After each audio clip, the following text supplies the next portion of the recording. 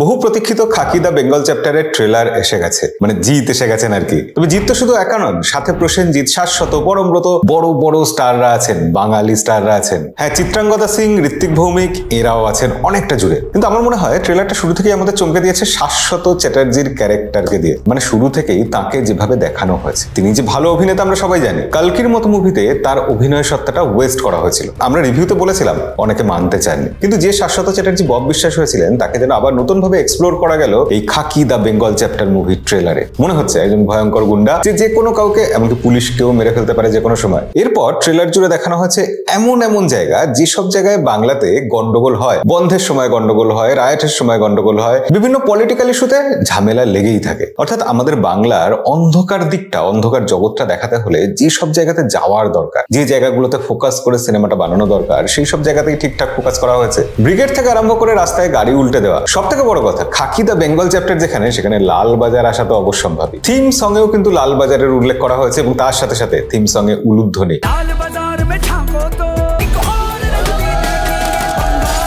গানটা ট্রেলারের সাথে কিন্তু একদম ঠিকঠাক গেছে। তবে ভালো ভালো বলছি বলে সবই ভালো ভেবে নেবেন না, শেষের দিকে খারাপ কিছুও বলবো। আপাতত বলি জিৎকে কেমন লাগলো। অবভিয়াসলি জিৎকে যতটা ভালো লাগার কথা ততটাই ভালো লেগেছে। জিৎ ভালো অভিনেতা, আমরা জানি, আমরা মানি, আমরা সবসময় বলি, কিন্তু তাকে যে এক্সপ্লোর করা হবে সেটা বাংলাতে সেভাবে করা হয়নি। যে কোনো কারণেই হোক, বাংলাতে এরকম পলিটিক্যাল ড্রামা, ওয়েব সিরিজ হোক, সিনেমা হোক, সেভাবে তৈরি হয় না। প্রসেনজিৎ, শাশ্বত, জিৎ সবাইকে একসাথে এনে একটা প্ল্যাটফর্মে এরকম বড় করে দেখানো হবে না, বাংলা সিনেমাতে এখনো অব্দি সেভাবে হয়নি। আমরা যে জিৎকে দেখতে চাই সেই জিৎকে আমরা এই খাকি দা বেঙ্গল চ্যাপ্টারে দেখতে পেলাম, অন্তত ট্রেলারে তো দেখতে পেয়েছি। একদিকে দেখতে পাচ্ছি তার মধ্যে অ্যাগ্রেশনটা, দুর্বৃত্তদের বিরুদ্ধে আগুনের মতো জ্বলে ওঠাটা, অন্যদিকে দেখতে পাচ্ছি তার বুদ্ধিমত্তাটা। খেয়াল করে দেখুন, এখানে শাশ্বত চ্যাটার্জির যে ক্যারেক্টারটা, সেই ক্যারেক্টারটা বাহুবলী টাইপের ক্যারেক্টার। তার বিরুদ্ধে জিৎকে লড়তে হবে, পুলিশকে লড়তে হয়, কিন্তু পুলিশকে ঠান্ডা মাথার ভিলেনদের বিরুদ্ধেও তো লড়তে হয়, পলিটিশিয়ানদের বিরুদ্ধে লড়তে হয়। এখানে প্রসেনজিৎ চ্যাটার্জির ক্যারেক্টারটা সেরকম ভূমিকা পালন করবে আমরা জানি।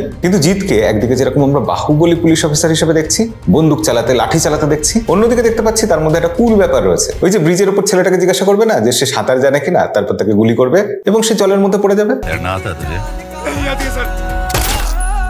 আবার অ্যাগ্রেশনটা দেখুন লাস্ট সিনে, লাস্ট ডায়লগে, যেখানে কান ধরে মুরগা হতে বলছে। যে কোনো সিনেমা বা সিরিজ হলে শুধু ওইটুকু বলেই ওখানে কাট হয়ে যেত, কিন্তু তারপর জিৎ যে প্রচন্ড একটা অ্যাগ্রেশন নিয়ে বলবে যে আভি, এই ব্যাপারটা হচ্ছে নীরজ পান্ডে সুলভ টাচ। আর এটা ঠিকঠাক অভিনয় করে ফুটিয়ে তোলা, সেটা হচ্ছে জিতের কারিশমা। সিনেমার গল্পটা আমরা মোটামুটি আন্দাজ করতে পারি। গোয়েন্দাপীঠ লালবাজারেও এরকম কিছু ঘটনার কথা আছে, যেখানে খিদিরপুর ডকে একজন সৎ পুলিশ অফিসার মার্ডার হয়ে যাবেন, তারপর আরেকজন সৎ পুলিশ অফিসারকে ডেকে আনা হবে সেই ঘটনা তদন্ত করতে। আলটিমেটলি অনেক নাটক হবে, কিন্তু বাস্তবে যেটা ঘটেছিল সিনেমাতে হয়তো তার থেকে একটু অন্যরকম হবে। ক্রিয়েটিভ ফ্রিডম নেবেন পরিচালক, আর সেটা কতটা নেন, কতটা ভালো হয়, সেটা দেখার জন্য আমরা কিন্তু মুখিয়ে আছি। 20 তারিখ 20 মার্চ এই ওয়েব সিরিজটা নেটফ্লিক্সে আসছে। আমরা বাংলার মানুষরা শুধু দেখবো না, গোটা ভারত জুড়ে সবাই দেখবে। এই ওয়েব সিরিজটা কি বাংলা ডাবিং এ আসবে?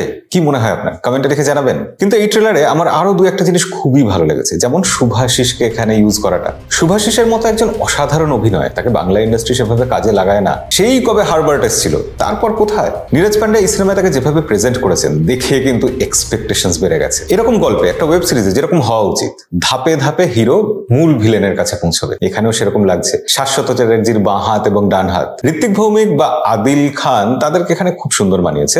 ক্যারেক্টারগুলো বেশ ভালো কিছু সিনও পাবে আশা করা যাচ্ছে। বটি দিয়ে কেটে ফেলা, ছুরি দিয়ে কোপানো, এরকম মারাত্মক ব্রুটাল কিছু সিন যেগুলো আজকালকার দর্শক পছন্দ করে, সেগুলো কিন্তু আছে। তারপরের ধাপে হয়তো শাশ্বত চট্টোপাধ্যায়, তারপরের ধাপে হয়তো প্রসেনজিৎ, তারপরের ধাপে হয়তো শুভাশিস। এরকম ধাপে ধাপে ওয়েব সিরিজ এগুলো তবেই তো মজা আসবে। কিন্তু এই ট্রেলারে যে দু একটা জিনিস আমার ভালো লাগেনি, তার মধ্যে প্রথমে হচ্ছে ক্যামেরার কাজ। নেটফ্লিক্সের কাজ, এত বড় বাজেটের কাজ, জিতের এরকম একটা ডেবিউ হচ্ছে, নীরজ পান্ডে ডিরেক্টর, সেখানে ক্যামেরাতে চমকপ্রদ কিছু দৃশ্য থাকবে এটা একটু আশা করেছিলাম। অন্তত ট্রেলারে একটা আধটা দৃশ্য এরকম থাকবে যেগুলো চোখ ধাঁধিয়ে দেবে, না সেরকম কিছু পেলাম না। দ্বিতীয়ত, এই ট্রেলারে হাততালি পড়ার মতো 2-3টে ডায়লগ আছে, তো আমার মনে হলো যে এইরকম ডায়লগ বোধহয় আর একটা আধটা বেশি থাকলে বেশি ভালো হতো, আমাদের মনে আরো বেশি ছাপ পড়তে পারতো। এবং সেটা যে নেই তার কারণটাও আমার খুব একটা পছন্দ হয়নি। এই ব্যাপারটা একটু বুঝিয়ে বলি। আমরা সাধারণত যখন কোনো সিনে দেখি অনেক মানুষ আছেন, একটা কেওস তৈরি হয়েছে, কোনো মিটিং মিছিল, রাস্তাঘাটে কোথাও গোলমাল হচ্ছে, গাড়ি উল্টে যাচ্ছে, লাঠি চার্জ হচ্ছে, সেই সিনগুলো আমাদের মনে অতটা ইম্প্যাক্ট ফেলে না,